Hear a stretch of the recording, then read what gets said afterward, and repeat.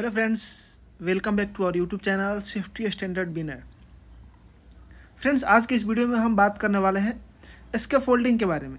यानी कि स्कैफोल्डिंग क्या होता है, स्कैफोल्डिंग के कंपोनेंट्स कौन कौन से होते हैं, स्कैफोल्डिंग में क्या हैजार्ड्स होता है, उस हैजार्ड से बचने के लिए क्या प्रिकॉशंस लेंगे, ये सारा कुछ डिटेल हमारी इस वीडियो में बात करने वाले हैं। तो बने रहिए इस वीडियो में लास्ट तक। फ्रेंड्स, सबसे पहले हम बात कर लेते हैं व्हाट इज स्कैफोल्ड। तो आप बता सकते हो it is a temporary platform for supporting both man and materials to work at height. यानी कि वर्क एट हाइट पे काम करने के लिए जो हम लोग प्लेटफॉर्म का यूज़ करते हैं, जिसमें हम मैन को मटेरियल को दोनों को सपोर्ट करने के लिए, ताकि उस पर आदमी खड़ा होकर काम कर सके, जो हम लोग प्लेटफॉर्म का यूज़ करते हैं उसे स्कैफोल्डिंग बोलते हैं। नेक्स्ट हम बात करेंगे टाइप्स ऑफ स्कैफोल्ड। तो आप बता सकते हो various company and standard classified scaffold is various types. यानी कि अलग अलग कंपनी में अलग अलग प्रकार का, अलग अलग स्टैंडर्ड का स्कैफोल्डिंग होता है। लेकिन मेनली हम लोग जो होता है 5 प्रकार के स्कैफोल्डिंग का यूज़ करते हैं। पहला है सपोर्टेड स्कैफोल्ड। वो होता है made of brass, bamboo on earth surface. यानी कि ज़मीन पे जो होता है उसको हम लोग बनाते हैं। उसके बाद है suspended scaffold, hang at height with rope. यानी कि हाइट पे वो रस्सी के द्वारा लटका रहता है। उसके बाद है rolling scaffold, movable and adjustable height. यानी कि जो रोलिंग स्कैफोल्ड होता है वो मूवेबल होता है, एक जगह से दूसरी जगह लेके जा सकते हैं, और उसका जो हाइट है वो एडजस्ट कर सकते हैं। उसके बाद है mobile scaffold, fixed height and movable. यानी कि उसका जो हाइट है वो फिक्स्ड होता है, लेकिन उसको हम एक जगह से दूसरी जगह मूव कर सकते हैं। उसके बाद है aerial lift, fixed on van with man basket. यानी कि जो एरियल लिफ्ट होता है वो किसी वैन पे फिक्स्ड होता है और उसमें मैन बास्केट लगा होता है। नेक्स्ट पॉइंट है टाइप्स ऑफ स्कैफोल्ड ड्यूटी। तो आप बता सकते हो mainly 3 types of scaffold duty. पहला है हेवी ड्यूटी, सेकेंड है मीडियम ड्यूटी और थर्ड है लाइट ड्यूटी। जो हेवी ड्यूटी का जो स्कैफोल्डिंग होता है उसका जो लोड कैपेसिटी होता है 425 kg होता है। सेकेंड का होता है 225 to 325 kg। और जो लाइट ड्यूटी होता है वो होता है 150 to 225 kg। नेक्स्ट पॉइंट है स्कैफोल्डिंग टैग सिस्टम। यानी कि स्कैफोल्डिंग टैग सिस्टम क्या है। तो आपने देखा होगा कि किसी भी स्कैफोल्डिंग पे एक टैग लगा होता है, चाहे वो येलो हो सकता है, ग्रीन हो सकता है या रेड हो सकता है। और इस तीनों टैग का अलग अलग मतलब होता है।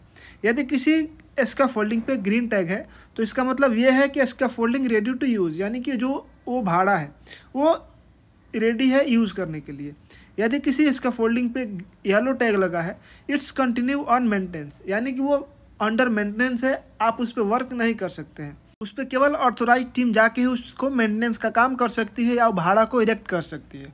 उसके बाद है रेड टैग। रेड टैग का मतलब डोंट वर्क। यानी कि रेड टैग का मतलब होता है कि आप उस भाड़ा का यूज़ नहीं कर सकते हैं, वो यूज़ करने के लिए रेडी नहीं है। नेक्स्ट पॉइंट है कंपोनेंट्स ऑफ स्कैफोल्ड। तो ऊपर से नीचे की तरफ देखेंगे top rail, mid rail, toe board, planks, standard, cross bracing, transom, ledger, base plate, sole plate, और भी बहुत सारे इसमें छोटे छोटे कंपोनेंट्स होते हैं।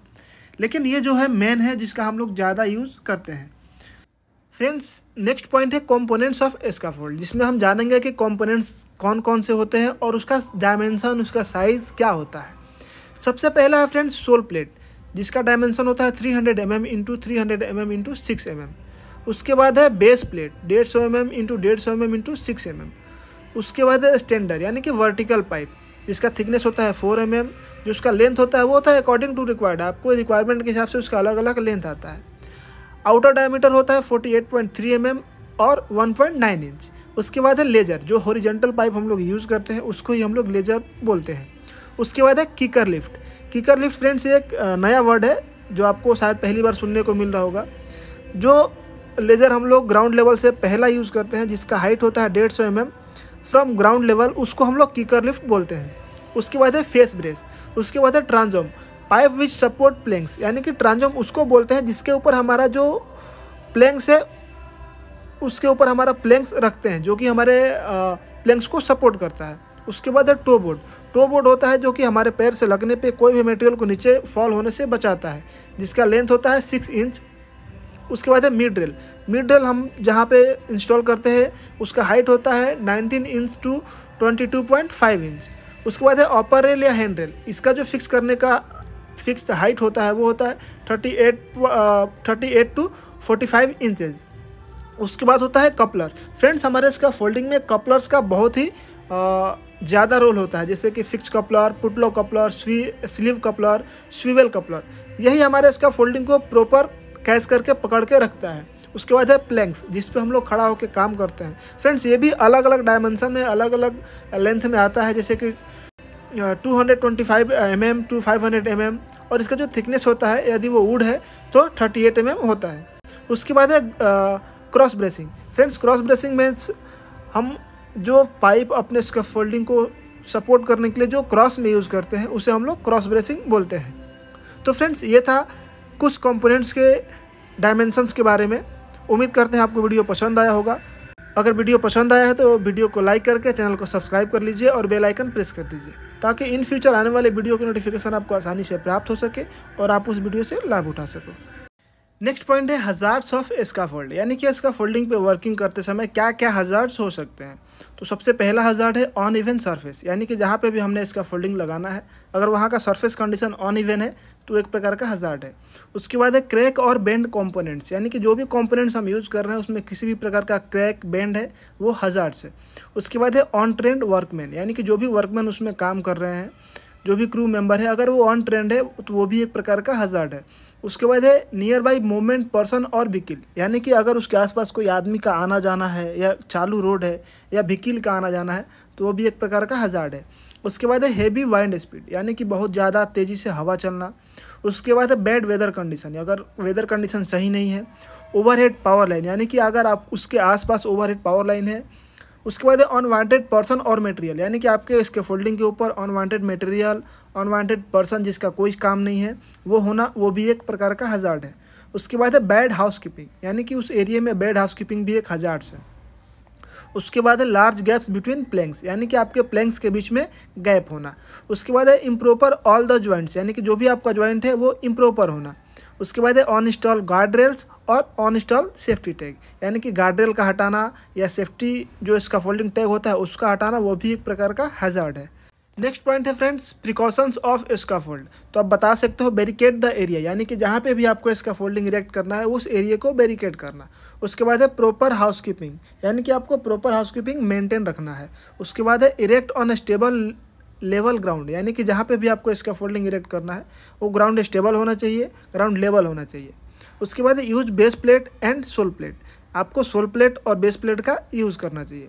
उसके बाद है avoid working on scaffolding during storms and rain, यानी कि स्टॉर्म के दौरान, बारिश के दौरान आपको स्कैफोल्डिंग पे काम करने से अवॉइड करना चाहिए। उसके बाद है इंस्टॉल गार्ड रेल, जो भी उसमें गार्ड रेल होता है जैसे कि top board, top rail, mid rail, जो भी उसमें गार्ड सिस्टम होता है उसको आपको इंस्टॉल करना है। उसके बाद है use proper PPs like helmet, shoes, safety belt etcetera, यानी कि पीपीज जैसे कि आपको हो गया helmet, jacket, shoes, full body harness, ये सभी आपको यूज़ करना है। उसके बाद है आइसोलेट ओवरहेड पावर लाइन, यानी कि जो भी ओवरहेड पावर लाइन है उसको सबसे पहले आइसोलेट करना है, उसके बाद ही आपको स्कैफोल्डिंग पे काम करना है। उसके बाद है always check scaffolding tag before use, यानी कि स्कैफोल्डिंग को यूज़ करने से पहले उसका टैग चेक करेंगे। जैसे कि हमने पहले ही बोला ग्रीन, येलो और रेड 3 प्रकार का टैग होता है। उसके बाद है सिक्योर ऑल द जॉइंट्स, जो भी आपके स्कैफोल्डिंग के जॉइंट्स है आपको ये चेक करना है कि आपका जो भी जॉइंट्स है वो प्रॉपर सही है कि नहीं है। उसके बाद है regular training should be conduct, यानी कि जो भी उस पर क्रू मेंबर काम करने वाले हैं ये इंश्योर करना है कि आपके पास ट्रेनिंग होना चाहिए, आपके पास एक वैलिड कार्ड होना चाहिए।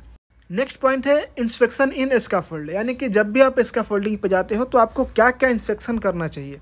सबसे पहला है हाउसकीपिंग, यानी कि उस एरिया में उस स्कैफोल्डिंग के ऊपर या स्कैफोल्डिंग पे आने जाने वाला जो एक्सेस है उसके ऊपर आपको हाउसकीपिंग मेंटेन करके रखना है। उसके बाद है check level ground is proper और नॉट, यानी कि आपको ये देखना है कि आपका ग्राउंड लेवल सही है कि नहीं है। चेक सोल प्लेट प्रेजेंट और नॉट, यानी कि आपके स्कैफोल्डिंग के नीचे soul plate, base plate present है कि नहीं है। उसके बाद है चेक स्टैंडर्ड कंडीशन, यानी कि आपके स्कैफोल्डिंग का जो स्टैंडर्ड है उसको आपको चेक करना है। उसके बाद है लेजर कंडीशन, यानी आपके स्कैफोल्डिंग का लेजर कंडीशन चेक करना है। चेकिंग ट्रांसोम कंडीशन, यानी आपके स्कैफोल्डिंग का जो ट्रांसोम है उसका भी कंडीशन सही है कि नहीं है। चेकिंग ऑल कपलर्स, यानी कि जो आपने कपलर्स यूज़ किया है, स्विवेल, पुटलॉग, फिक्स, ये सब अलग अलग कपलर आते हैं, उसका कंडीशन आपको चेक करना है। Checking planks no large gaps, यानी कि आपको ये इंश्योर करना है कि आपके प्लैंक्स में किसी भी प्रकार का लार्ज गैप नहीं होना चाहिए, यानी कि 50 mm से ज़्यादा गैप उसमें एक्सेप्टेबल नहीं होता है। 2 प्लैंक्स के बीच। उसके बाद है टो बोर्ड, यानी कि आपके स्कैफोल्डिंग में जैसे होता है गार्ड रेल सिस्टम, जैसे कि टो बोर्ड हो गया, मिड रेल हो गया, टॉप रेल हो गया, ये सभी प्रॉपर जो उसका सिस्टम है वो सिस्टमेटिक इंस्टॉल है कि नहीं है। उसके बाद है चेकिंग लेडर, आपके स्कैफोल्डिंग पे आने जाने के लिए जो लेडर का यूज़ हुआ है वो प्रॉपर इंस्टॉल है कि नहीं, उसका जो डिग्री होता है यानी कि 75 डिग्री एंगल पे वो लगा है कि नहीं लगा है, या जो 4.1 रेशियो होता है उस हिसाब से वो उसमें इंस्टॉल है या नहीं है।